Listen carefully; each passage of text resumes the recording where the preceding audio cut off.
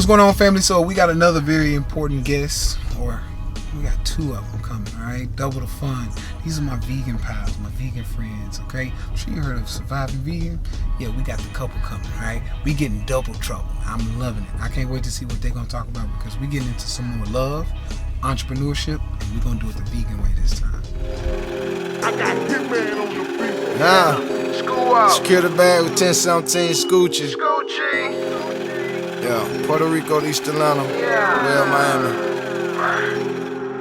Go. My money machine go beep, I love the sound that it make. Plus all these racks I'm count, I think that my machine bout to break. Secure the bag, yeah, that's the brand, and we get to the bag. These private flights, Miami nice, these Gucci bags full of cash. Fluente sweat from Puerto Rico, we go hard for the cheese. It's all legit, we making grip, they think I'm still selling keys. I just Cartier my eyes, cost 5 G's just to see. Yo, what's going on, family? We got another Money Monday, but this is a special one, all right? Special edition, couples edition, all right? And we're going to hit y'all with a different side of Money Mondays, entrepreneurship and investing. We're going to focus on the health aspect of things because a lot of people don't realize that what you put in your body and the way you operate, it ultimately determines on how much money you can make based on how much you can put out in your production or your productivity. So I want to introduce my good friends here. You might know them by, Surviving Vegan. They killing it. You probably know a little something about them, but I want to let them introduce themselves. So tell us a little bit about yourselves.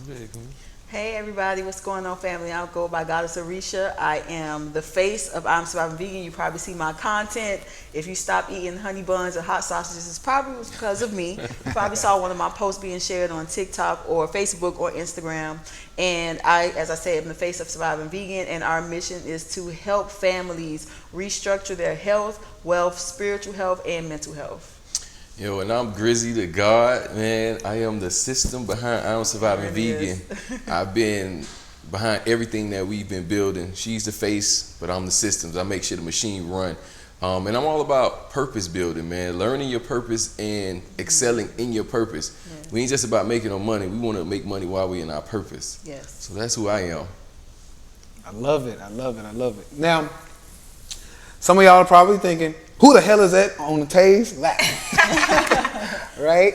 Now, this is my other half here. That's right. I'm going to let her introduce herself, but, it's my boo. I appreciate that. I'm Felicia Mosley with Fit for the Good Life. I am a project manager, consultant by profession. I'm also a trader, and I help Tay with the operations of making sure Secure the Bag runs efficiently. So I'm excited to be here and excited to talk to you guys. Yes, That's right. Yes. That's right. So what I want to really get into is how did you all get started as far as your journey? Because when you think vegan, entrepreneur, and black people, right? Like that, those just don't seem to mix, right? Yeah. So for us to be 4 people of color is what some people would say, vegan and millionaires, right? Millionaire entrepreneurs. Yes. Like that's an anomaly right there, right? So how'd you get started? Oh man, about I think late 2015, we had started to go on this journey of just self-development and self-awareness. A lot of people think that we went vegan just for the health purposes, which that comes along with it, but it really for us it was a culture shift. Right. We dived back into our ancient knowledge, and as we dived in, it was like a boat ride, and it took us through these tunnels and hitting these waves, and we realized, okay, well, life isn't what we've been taught it to be, and we just wanted to basically vibrate on that next level, and we were like, man, the only way to really truly vibrate like that, your temple got to be clean. Yes, sir. Yeah, go ahead. We looked into, specifically me, I looked into like the priestess and the priest of the nations, of our ancient nations, ancient Kemet, and things like that. And I was like, you know, they were eating a vegetarian vegan diet, and they were able to do all of these phenomenal things that to some people would be like, wow, that was astronomical projects that they did and pulled off. And we were like, hold up, we want to do those same things. So we were in our 2-bedroom efficiency with two children at the time, and we sat on our living room floor, like we was really in it, like mattress on the floor type stuff, right? We sat on our living room floor and we were like, we got to make changes. And he actually said, we got to go vegan. I was like, man, listen, I'm ready, let's do it. He was saying, I want to learn how to build a pyramid. I want to know how they did it. I want to tap into that knowledge, because we started learning that all of this knowledge was in our DNA, and we can actually tap into it, and we have this ancient memory, ancestral memory. And he was like, we need to tap into that. So he said, let's go vegan. And I hopped right in the kitchen, in our little kitchen, about like 3 feet long, and I went and started baking breads and everything. I got hooked to, Dr. Sabi's, Dr. Layla Africa, who was Queen Afua. Linked into them, and they just took us on this journey of knowledge, and then it just from there it was like history. I love how you said it was a boat ride, because that's what it felt like. It still feels like a boat ride. We were at this point of like getting on the boat, like what is this? Where are we going? We're going to this new place. And then we would stop to every different little town. Seemed like here we found out this knowledge about priests and priestesses. Then we found out about how we're supposed to cook our food. That was like, I didn't know. I was eating just on my day-to-day life, just going and living. And I was a person that dealt with low self-esteem, a lot of mental health problems from depression, anxiety. I was admitted to a psychiatric ward in Atlanta. So finding this out and knowing that it was linked to food, I was like, oh my gosh. And the first week that we said we were going to go vegan, we stopped all fast food. We didn't know what we were doing, but we just stopped all fast food. Had to get cut out. And like the first 7 days, I literally felt the difference. And understanding the link between a lot of the way our body functions and the chemicals that we feed our body, indirectly through junk food, it totally changed my life forever. Literally changing my life. Amazing. So let me ask you guys this, because it sounds like, unlike other couples that I've seen go vegan, you all seem to have a consensus on doing it together. I've seen a lot of couples, it's like, nah, she wanted to do it, and then it took me some time, or he wanted to do it. So how did you all get on the same page and doing it? And do you do that with other things in your relationship and business?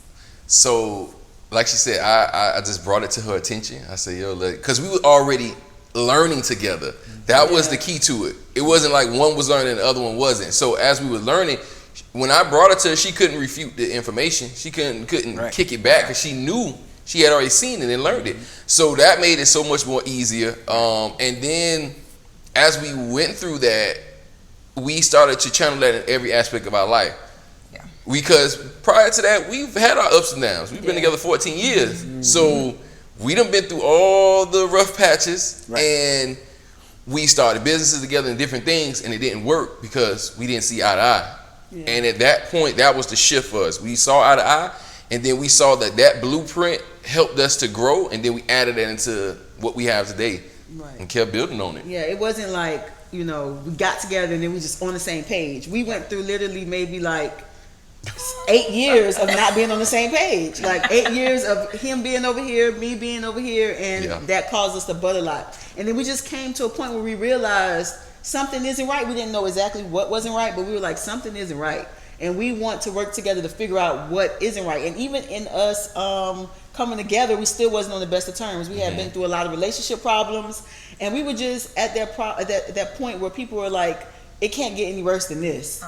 We had reached that point. And I'm not saying that you have to go through that, but that's just where we were. And we were like, come on now, it just can't get any worse than this. We're going to figure it out. And we reached that plateau, and then how he said it, we just worked together, we researched together, we read together, we cried together. Coming into this knowledge was a big eye-opener for us. And it made us very sad and angry.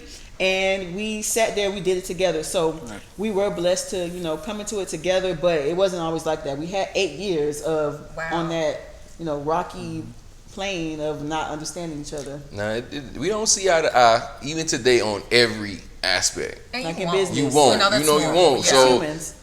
But that formula we still utilize, and we have boundaries set. The biggest boundary in our relationship is we have to constantly be healing individually. Not as a team, but individually. I have to be on my healing journey. You have to be. She has to be on hers, and then we can couple together and heal. There's no way to have an unbalanced one person healing and the other one not, because it's not gonna work. Right. One person gonna always feel overexerted. So that's what we went through, and we mastered that. And it was like, nah, we good. We good now. Do you feel like becoming vegan expedited the healing process? For sure. It's so crazy. So tell us about that. At the end of the day, like my background, I've been incarcerated multiple times. I've done illegal activities. I've done it all. But when I went vegan, or when I started to learn the knowledge of self, that was the key.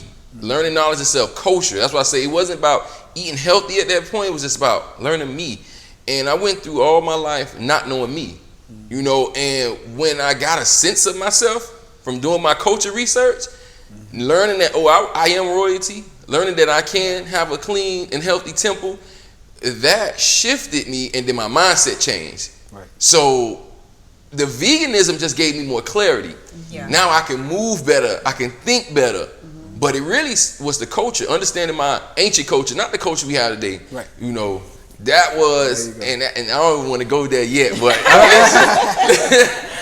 but no, that was for me. It for sure expedited my journey, because I remember being, you know, I went through childhood. I won't say I had a bad childhood. My mom loved me. My dad loved me. I never, you know, went hungry. I had clothes. I went to school. Right. Basic necessities met. But I just remember always as a child, I was like, I know there's more to life. When I grow up, something is going to happen, and I want to be this person. I just always had that feeling about myself. I didn't know it was going to be veganism. I had no idea. But once I became vegan, it was like a cloud. My head came out of a cloud, because I could see, like you said, clearly. I could think clearly. I always had this like cloud over me. I felt like I can't see clearly. I couldn't really use my intellect the way that I was meant to use it. Right. Yeah. So I was, you know, always excelling in school and things like that, but I never felt complete. Right. Veganism made me feel complete, because I stopped consuming a lot of the chemicals. I stopped consuming a lot of hormones that's in the food, right? So I can get back to self. So it came to a point where I became balanced. I became more balanced. And that balancing started to bleed into everything else in my life. Sure. The way I that. talked to people, the way I dealt with people, the way I thought about people, and how I related to people, and related to my children, related to my environment, society. It changed the world for me. And it made me move from a space of being in a very dark space to I can see the light now in a very rapid pace. I love it. You know, they say it's, you know, you are what you eat, right? That's something they say, but we don't realize how deep that actually is. And when we're dealing with meat consumption, we don't realize that that trauma that animal goes through before they're killed is transmuted into us when we eat it. For sure.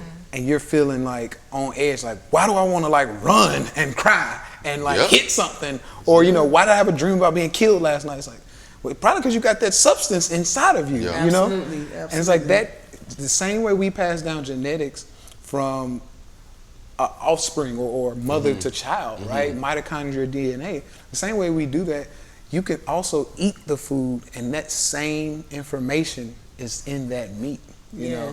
And people don't realize this stuff has a lot at play here.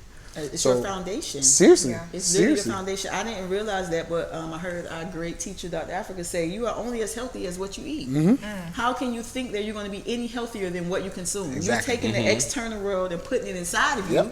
It becomes a part of you. That's what you're made of, other than, you know, genetics.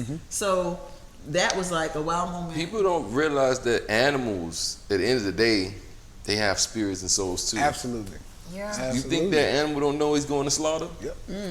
You think he don't see his family constantly being beat off every day? Butchered off, and so and that passes through them. So it passes through us. It's the same concept. So There's a lot of fear. You don't understand why you're fearful of everything. Obviously, there's other, you know, aspects that come into play, but food is a major part, because you eat when you're sad, you're eating when you're happy, you're eating when you're gathering. Food is a part of the culture, right? So all of that fear, that adrenaline that's locked into that meat, it becomes a part of you. It's literally locked in. It's locked in there. And those hormones, and we can go real deep into that. You know, just understanding a lot of the issues a lot of women are dealing with, such as fibroids, cysts, all of these things are hormonal issues. Facts. Right? And you're eating cows and things like that are fed synthetic hormones. Okay, then I was doing a lot of research on understanding the relationship between milk and fibroids, you know, cow's milk. And I read how they just basically, the farming industry was really taking it to another level. They weren't allowing the cows to rest after giving birth. You know, for the cow to be able to produce milk, it has to be pregnant, right? So they obviously keep the cows Artificial pregnant. insemination. And exactly. Absolutely. So that's heightening the hormones, and then they're feeding the cows synthetic hormones, and then you're ingesting those hormones, and now we have this epidemic of, you know, women. Dr. Africa used to say, he said, "You wonder why these women were walking around looking like cows?" Yep, definitely say that. Yeah. Definitely say that. Oh my gosh. And you know, y'all know already, but like for people who are watching, like Dr. Africa had no filter. Like No filter filter. at all. That's what I love about him. And he was but he would tell you education wise what it was. So yeah, he might hurt your feelings, but he was teaching you at the same time. Yes. In a simple In format. a very simple format. And he would say, you know, women are walking around looking like cows because think about it. We are eating and consuming female animals. Because we rarely, you know, or they, because we don't eat meat, but they rarely are eating male animals. It's usually a cow. It's usually a chicken who hatched the egg. It's usually, you know, right. it's usually females. And the way you make more meat out of the animal so you increase your profits is you fill these females with sex hormones. Yes. These sex hormones go into the females, the women, and then they get big as well. And they don't realize why they're growing. It's like, well, I don't eat Rapidly. that. Exactly. It's like, well, you're not eating that much, but you're eating the female hormones, the sex hormones that the animal was fed to be bigger so that they could sell more meat. Absolutely. Right? And then when you just dig into it, it's like, whoa. I can see it. Yeah. Right? Yeah. I can That's make where the the connection. that's where the clarity comes in at. When you're full of toxins, you can't see things clearly. Even if somebody lay it on the table in front of you, it's hard for you to actually see it. And now that we have that clarity, you can't really get over on us too much. Right. Because it's like, boom, it's intuitive now. And it's Absolutely. tied into the culture. That's a big aspect. Not only are we intentionally not understanding the information and seeing the connections, but when you tell somebody, hey, you gotta stop eating that fried chicken, they're like, what? My mom, my papa, all of us had fried chicken. Yeah.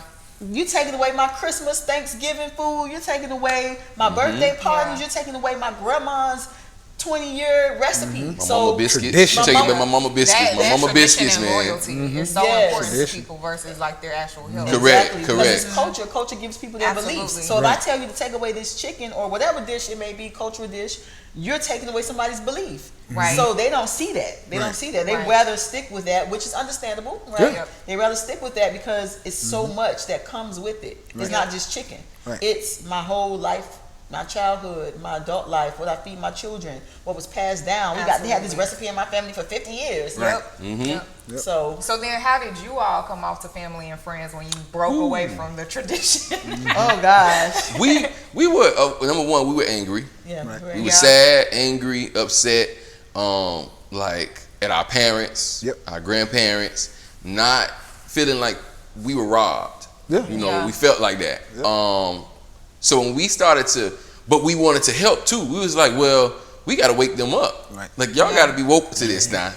And so I remember us having, like I have 3 younger brothers, and I remember sitting them down in our living room, putting on the big screen lessons of information that I just was learning.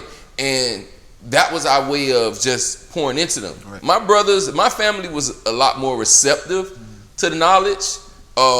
They received it. It took some time for them to grasp it all. Right. Like right now, my mom's full-blown vegan now. Okay. After Congratulations. what? Yeah, you know, Yeah. after but she's in close proximity, and 6 years, and then people go through health issues. Yeah. Even if they don't tell you, they're feeling something. Something's going on with inside of their body.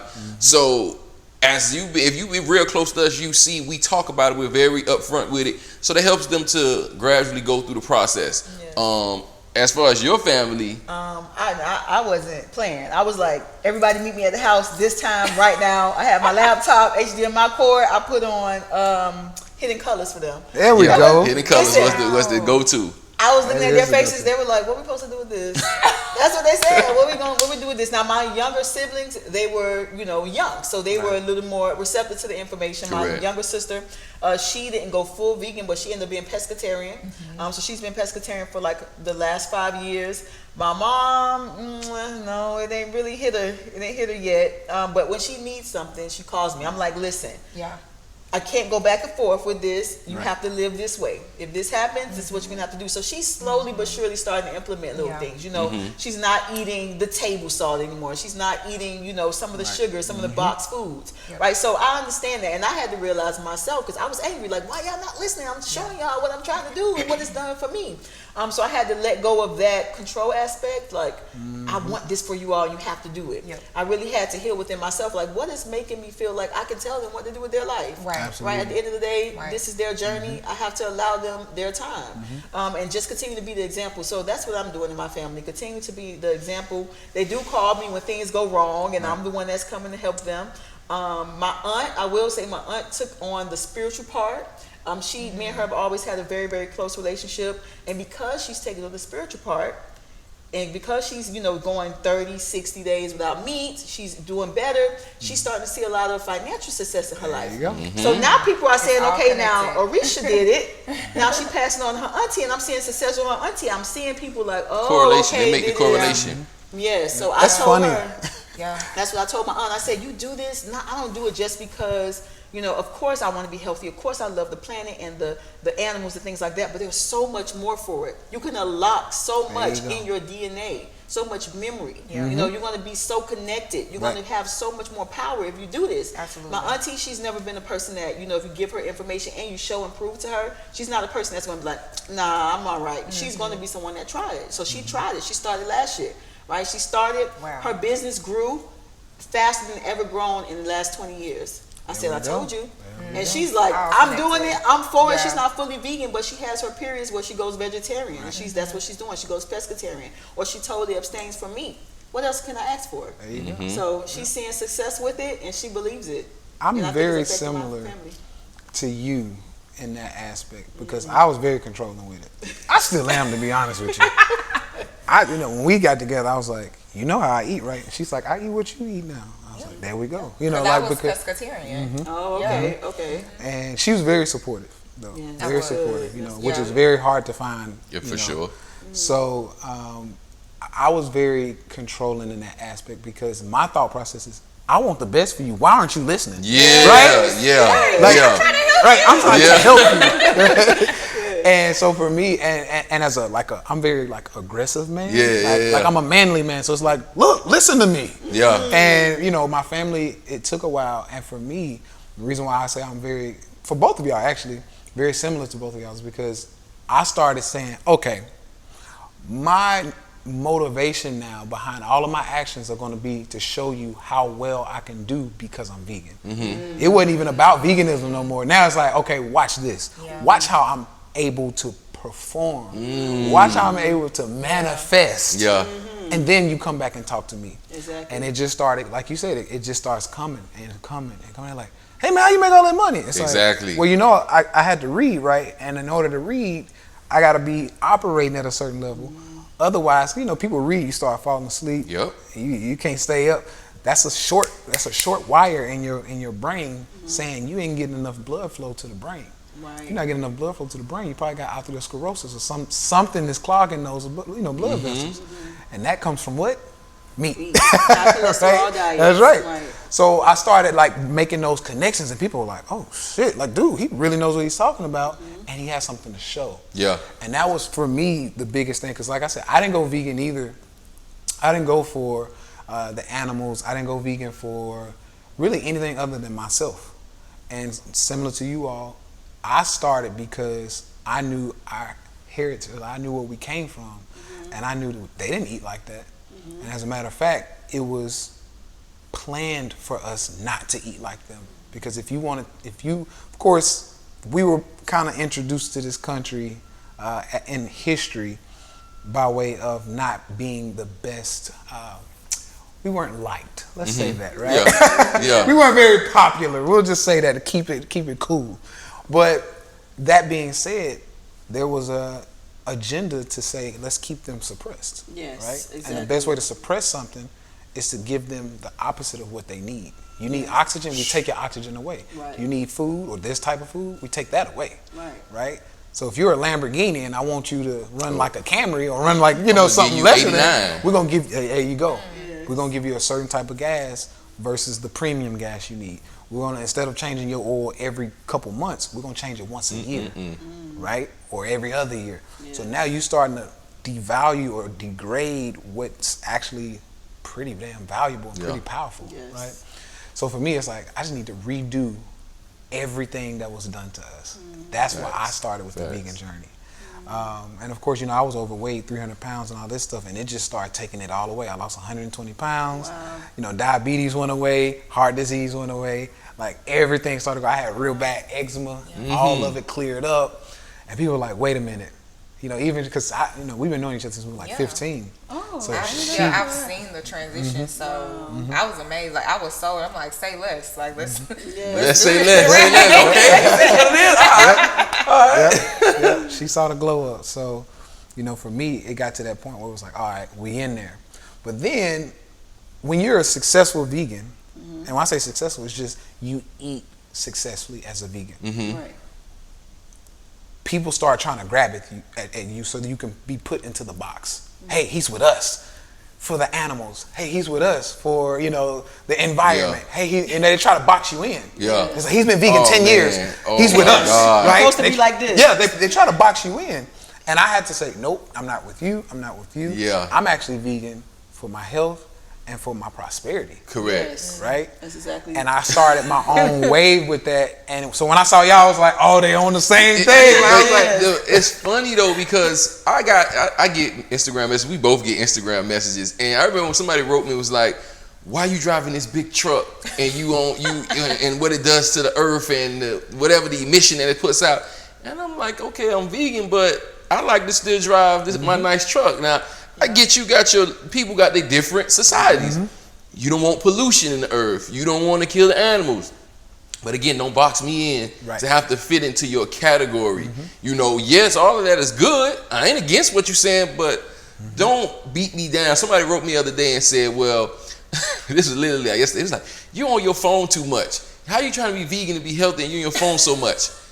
So basically they talk about the radiation, right? I get it. So I wrote it back. I say, well, you on your phone too much because you can see all my posts. And you was able to write me. And it was like, oh, you right. I was like, these people is crazy. Wow. They want to box you in and want you to be this certain type of way. Oh, if you're my a vegan, God. you have to be a tree hugger vegan. I'm a tree hugger and I like luxury. Right. Like I have whole relationships with a tree. I'm feeling them I really earrings. did. Speaking I know, of the thank luxury. you. Feeling the earrings. Thank you. Gorgeous. Thank you. Like I manifest the life I want. If you want to live a minimalist lifestyle and you want to travel the world, fine. that is Exactly. your path. Absolutely. Just because I'm vegan does not mean that I have to be like hobo-ish. You know, that doesn't mean that. Yeah. That And does if you not mean choose to that. be that, That's That's fine. That's not even my Absolutely. culture. Right. I understand my culture. They were in royalty. Yeah, They absolutely. the ones that were esteemed in the culture. They understood that they adorned themselves with luxury, Yeah, and that's absolutely. what I'm living out, and I'm gonna continue living out. And I love that because, so for me, it was just that. And that's why I wanted to showcase us,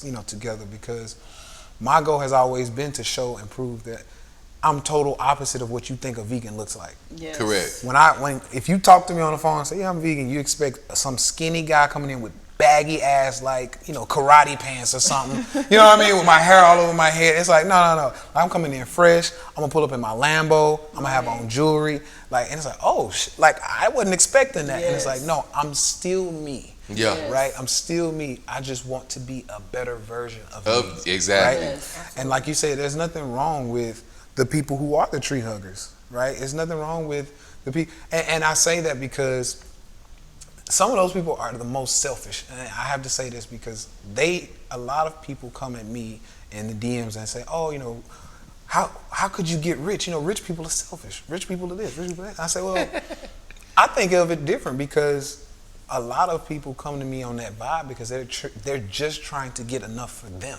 Correct. And it's like, I wanted to get rich for us Yes. versus just myself, Yeah. right? Right. So at this level, when we go out to eat, we give amazing tips. I always double it actually. Whatever it is, 100%, right? Tip. But you won't be able to do Because that. I want to give back, Yeah, right? yeah. I want to be able to give back in many other ways. Like I'm not gonna sit here and go through things because I don't like to be the person patting himself on the back. Right. But seriously though, like that was one of the reasons that drove me is because it's not just for me, right? I got lives to feed, or lives to change, and people to help feed. Exactly. I got people to hire. We got a whole team. Yeah, right? for sure. That was my thing behind it, and it's like, man, this black vegan entrepreneur is putting people on. Yes. He's providing jobs. He's giving back to the community. That's what it was about for me. And you can't, it's very hard to think like that selfless when you are actually eating a different diet, right? When you're eating that meat and you're feeling yourself, it's just like, no, this is just for me. It's you get animalistic. Even if somebody rub you wrong, you still not. You just Right, you you're a little just more chill. dehydrated. I'm gonna let that You handle just it. dehydrated. Yep. You ain't eating the right food. You got toxins in your body. That's why you acting like that. I get it. And that's the reality. Like you can't even fathom where my mind is at or see. And people got to realize, like you said, they operate from this self motivating place, and we got to realize we got to build economics for ourselves. Absolutely. How we gonna build economics? And change our situation. What? This don't work like that. It don't work like that. If I'm just living to get enough, What about my children? That's one of the biggest Exactly. things for me. Like, my children are going to be in a better place financially, spiritually, mentally, physically, everything to me. They are me depositing myself into the future. Correct. So why would I want to leave them with just enough or barely making it? No, I want them to experience life. I want them to travel. I didn't build the system, right? I'm operating in it, and hopefully Correct. through my teachings and through how I change my life and my children are affected and so far and so on, we can change it in the next, 3, 4, 5, 6, maybe 10 generations. So it's funny. No, I like what you just said, because even in our company and with our team members, like I don't call them by employees, we're team members. Team, facts. And the thing with the team members is that we have a new company culture.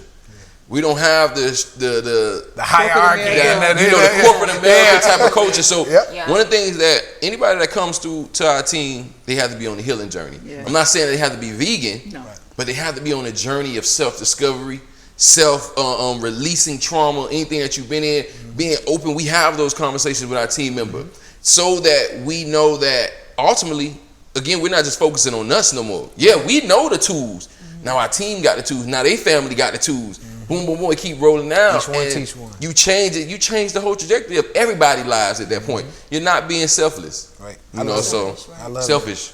it. And the biggest point about that too is because, and you probably doing it consciously and unconsciously, is that you got to protect your space and your energy. Yes. Right? That was Yes, the key. that's You hit it right on the That's head. the key. Yeah. Even with our family, Yeah. when we moved and everything, we moved out the hood technically or whatever, and we were like, listen, the energy that we are not even trying, the energy that we are creating, please don't bring the BS. If you have problems, we're not saying not to talk to us about it, though, but don't bring it to our sanctuary. Like, when you come to this place, it is saged up, it is a sanctuary, we're operating in a certain type of frequency, so you need to match that if you're coming with us. So It's a safe haven. Yeah. That's how it's literally not just ours, but it's yours too. When you come in these doors, you know that you're coming into a safe spot.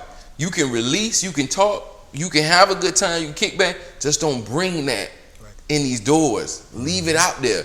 Because if you bring that in here, then gonna mess up all our it makes up energy. everybody's energy. And that's the boundaries we have to have set. Yeah. Because if you don't have them set, people come with everything. Everybody come, Coming through the door mad, not speaking. Well, what is the problem? we done came from, and like you said, we moved out the hood. We literally, at our last property that we had before we moved into our house, we was living in an ex-drug spot. Right. You know what I'm saying? Like, that was where we came from. One, we had efficiency. The kids was in the back room on the bunk. We slept on a mattress. The stove was literally 6 feet next from our bed. Right. You know what I'm saying? And then when we started to make those shifts, this was like maybe 3 years in the journey. It was after I actually came home from prison. And it was like 3 years The on business it. was started, but It hadn't wasn't been making started. enough to like get a house and stuff like that. Yeah, and then at that point, we was like, okay, we started to work on stuff. I literally stopped talking to my mom and my brothers for 3 months straight. Not because them all I knew all my life, but their energy wasn't matching mine. And I was going on a journey of changing. And I was like, no, it wasn't like they were doing it purposely, Right. but they was jugging at me. And it kept forcing me to, go backwards. I was like, nah. So I shut everybody off for 3 months. It was just me, her, and the children. And that was hard. That was hard to detach from my younger brothers. I'm like a father to them, you know, and away from my mom. I was like, man, something great got to come out of this. Them 3 months went by. I think we ended up, was that like a Black Friday? It was like around Black Friday or something. But whatever happened, things just started to pick up pace. Boom. Maybe like 3 to 6 months later, we moved into our next property.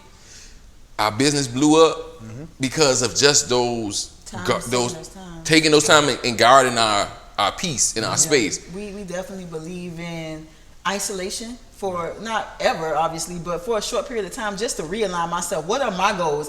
What I'm thinking, is it really my thoughts, or am I thinking something that somebody else poured into me? Am I absorbing energies and now that's becoming a part of the mind? So we need that time to unload. So we do that periodically. Last time I did it personally was like 4 years ago. So we're about to, once we leave Puerto Rico, once we go back home, we're going on a 3-month journey again. We're going to the farm, we're going to live in an RV, and we shutting down for 3 months. I love that. Our post still going, but and to both of y'all's points, I think that it's an interesting dynamic when you know you came from a certain place in the past, like humble beginnings, and then you're on this journey of growth and development, but it's still that rock and hard place where some people still remember you as, oh, I remember y'all when y'all ate chicken. You know, like they won't let that image go.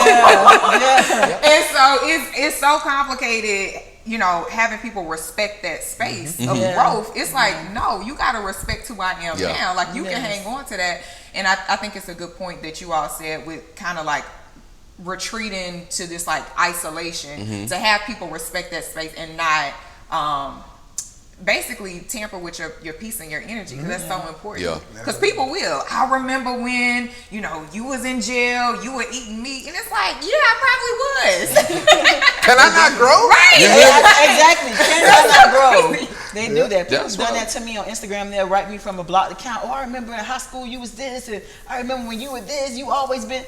Listen, that was 10, 15 years ago. I'm not that. And it's like, at this point, do you ignore it? Do you know, entertain it? Do you feed into it? Like, how do you even manage that? Well, one of the things is going to where we're going, because we had a conversation of maybe like, we was already going to go to the land, get away for 3 months. We was already talking about it. But what really pushed us to do that, I sat with her in the car, and I was like, man, I'm feeling weak.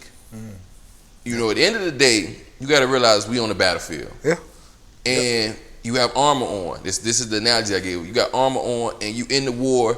You fighting, you getting hit, you hitting people, you beating the whoever you beating, but your armor is in shambles. I say, you got to go rebuild that. You got to go take this back to the people and let them fix this. And that's what I was going through as a man, because there's so much temptation in the world, so many negative things that's poured into us on a day-to-day basis. And I was like, nah. When I went away for 18 months to federal prison, and I was already on the journey. It was something that caught up with me. But in those 18 months, I literally was just rebuilding myself, strengthening myself. While everything around me, brothers in there that never coming home, they was in shambles. I was strengthening myself. I knew I was coming back to the battlefield. So I've been home going on 3 years now. And I told her, I say, man, I'm feeling weak. I say, I built myself up to endure a lot, but I say, I need to go back. I need to go back in. Really take that time. And I think that's what a real leader is. When you know that you need to retreat, and it ain't about, okay, the battle you might have got a little beat up in the battle, but the war not over. Let's go, let's retreat, let's call off, and let's go get ourselves together, then we go back. You know, so that's what I was feeling. That would really pushed us to actually go ahead and get the RV and say, yo, we gonna go, because she was like, well, I can't have my husband feeling like this, and vice versa. Like, I was getting a little, I don't know, I wasn't feeling as in tune as I was. Like, I remember when I was doing a lot of detoxing and things like that, because you're taking care of so many other people, you just pour into people. And like, I used to be able to be around people, and I can like sense their whole vibe, everything they went through in their life. I can literally read your life. That's just how in tune spiritually I was. I'm like, I'm not to that point anymore. I've allowed so much to be poured into me, or trying to pour into people. They've taken from my cup. It's time to go refill my cup. So I didn't have the similar story as his, but I was like, I can relate to that. And I was just grateful that we can get to a point where we can have those conversations, right? Because, you know, many couples can't talk about that, you know, what they're going through and what they're struggling with. Not just, oh, I'm struggling with paying bills. No, I'm struggling internally, spiritually. Like, these things are coming at me and I'm having a hard time getting through it. Right. So I was very grateful that he was able to talk to me and I was able to receive it. It wasn't easy. I was like, It wasn't an easy conversation. what type of struggle are you going through? Talk to me about it. It wasn't an easy conversation. It was a lot of crying. It was a lot of, you know, just trying to hear what the person is saying and not projecting what I was feeling onto him, just literally hearing what he was having to say. So I definitely think that that was a moment where it showed how much we've grown because Yeah, we couldn't talk like that no 5 years ago. Yeah. It wasn't happening. Yeah. Right. We wouldn't even though we was on the healing journey, we weren't at that point Yeah. of truly being healed. Oh yeah, and absolutely. even in business, we had to learn to stop competing. We were in like, oh, we got to compete. Been there. We had to learn to stop competing because he would be like, if I did something, oh, I got to go do this on the back end. And if I did something, he had to do this. Or if he did something, oh, I got to do this. Whose idea is better? My idea is the ones get. So we had to learn how to function holistically in our relationship first, and then we were able to function holistically in business. Because in the beginning, like when he first came home, I was like the one doing the business, and I had already had it. I was like, I hear your ideas and everything. She like, all right, you know. Yeah. So we had, you know, over the last just 4 years, we've really been working to be in synergy with each other in business and not be in a competition because that's very hard to, you know, remain balanced in relationship and be in business with each other. It's important as you're building an empire to be in sync, relationship and business. And some people are not on the same page and one or the other or both, as a matter of fact. Right. Yeah. Yep, absolutely. I love that. I love that. I've probably been in one of the most difficult situations in my life going through that with my ex because that same thing is like with roommates. I won't eat this way, you don't eat that way. Okay, cool. I'll see you after dinner. Type of thing, right? Oh, you know, I want to live this type of lifestyle as an entrepreneur. Oh, you still want to stay at a job, no matter how much money I make, you ain't leaving. Wow. Oh, okay, right? Like, you know, and it just it becomes like a roommate situation. Yeah, Almost. it definitely become that roommate. Yeah.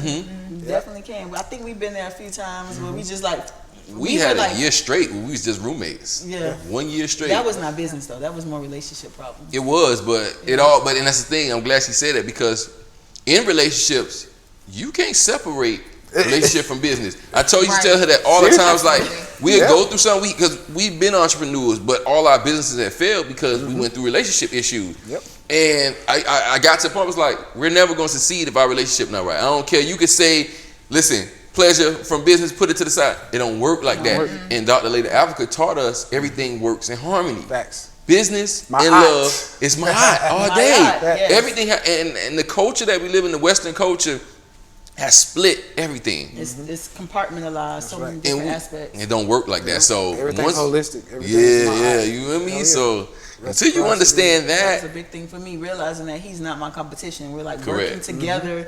I'm one part, he's the other part, both of us together. Working in synergy makes the business grow rapidly, makes us work cohesively. Once I realized that mindset, for me, that was the biggest part. Like, this is not my competition. This is my partner. He's here to help me. I don't have to be better than him. He doesn't have to be better than me. He has strengths. I have strengths. We both have weaknesses. Now let's see our strengths help each other, build each other up. So that was one of the biggest things that I had to learn, especially in business, because even we were starting to lose pleasure in business because we were always business. So we had to find balance in that. Like, okay, turn the business off. Like, that's where we at right now. I Yeah. just was talking to her the other day. I was like, I just leaned over to her and say, we got to focus on our relationship a little more. Yeah. We got to. Absolutely. Because, we It's building important. the empire. It's important. Yeah, we leaving legacies, but our relationship get lost in that sometimes. You know, so I was like, It get put on the back burner. it does. Absolutely. It does. When you work in, because when you're a business owner, you know, you may have your hours, but when you're like in the beginning stages, you're always doing something. Whether even if though we're not on the front end of checking emails anymore and like the customer service aspect, but we got a team to run. So is our team answering the emails? Is our team working effectively? So we're always having conversations. Then one day we just sat down and was like, the last 2 weeks, every conversation has been business. Right. How are you doing? Exactly. How are you? Where are you spiritually? Being intentional is about that, and I'm very big on that. At this point in life, you have to be intentional about what you're doing because everything will get lost if you're not consciously thinking about it. Yep. If you're not saying, "Oh, I'm going to create time and space for this specifically, you're not going to do it because there's so many other things going on around you. So yeah, when I said like this was maybe like right before we got here, and I was like, we gotta work on us. That's why we extended this trip. I love it. A whole 2 weeks because we're like, this is the beginning of going right into 3 months. That's right. It's, you know, it's, I love it. I absolutely love it. That- But now, since you have kind of like grown in this space of, you know, being more in line and in unity, like how far gone do you all have to be now before somebody like catches it like we out of balance at this point? Because you know, in the beginning sometimes you like all the way gone, you may be almost out the relationship without knowing, and now I'm sure you all kind of catch it faster and say, oh, we need to get back. Well, one of the things we do now, we always have these conversations. Even if we don't act on it, we're knowledgeable that this is happening, that we might have a riffle in the relationship, that we're not communicating. We always have them talks. But I think, like I say, being intentional about actually after having that talk being effective about what's going to be the next step after that is where we are. We've been having talks for like a year. Yeah. It's off and on about, okay, we need to work on this, we got to work on that.